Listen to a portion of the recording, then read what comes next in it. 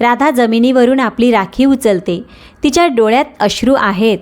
सुजय आपला जखमी हात पुढे करतो. खूप उशीर झाला. राधा हसते. 3 वर्ष उशीर झाला आहे. ती राखी सुजयच्या मनगटावर बांधते. राखी बांधताना तिचे हात थरथरत होते. दादा, यावेळी मी तुमच्याकडे कोणतीही मोठी भेट मागणार नाही. जे मागायचं आहे ते माग राधा. ती हळूच म्हणाली, फक्त आता कधीही माझ्यापासून दूर जाऊ नका. सुजयचे डोळे भरून आले. राधाने त्याच्या मनगटावरील राखीकडे पाहिलं. मग हसून म्हणाली, आता ही शेवटची राखी नाही दादा. सुजयने विचारलं, का? राधा म्हणाली, कारण आता दरवर्षी मी तुमच्या हातावर राखी बांधेन. संध्याकाळी सुजय आणि राधा घरी पोचले. आई दारात बसून त्यांची वाट पाहत होती. जशी आईची नजर सुजयवर पडली, ती काही क्षण त्याच्याकडे पाहतच राहिली. तिला विश्वासच बसला नाही. सुजय आईच्या पायांवर कोसळला. आई, मला माफ कर गं. आईने त्याला उठवून छातीशी कवटाळलं. मला माफी नको आहे बाळा. मला माझा मुलगा हवा होता आणि तो मला मिळाला आहे.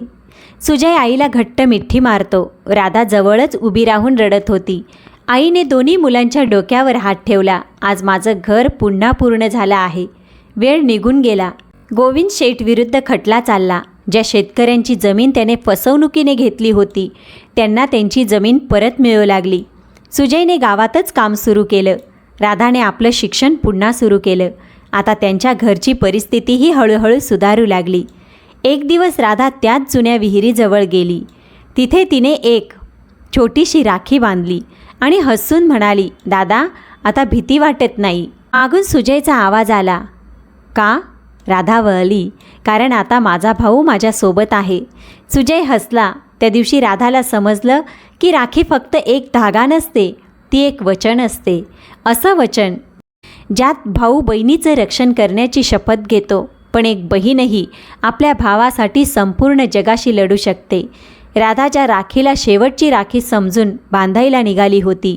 तीच राखी त्यांच्या तुटलेल्या कुटुंबाला पुन्हा एकत्र जोडून गेली. आणि त्या दिवसापासून राधा प्रत्येक रक्षाबंधनाला आपल्या भावाला एकच गोष्ट म्हणायची, दादा, राखीचा धागा कमजोर असू शकतो, पण आपलं नातं कधीच कमजोर होणार नाही. कधीकधी आयुष्यात परिस्थिती आपल्याला आपल्या माणसांपासून दूर करते, पण खरं नातं अंतरामुळे तुटत नाही. कारण जिथे खरं प्रेम असतं तिथे एक छोटीशी राखीही 2 हृदयांना पुन्हा जोडून देते. भाऊ बहिणीचं नातं फक्त रक्षणाचं नाही, तर विश्वास, त्याग आणि साथ निभावण्याचं असतं.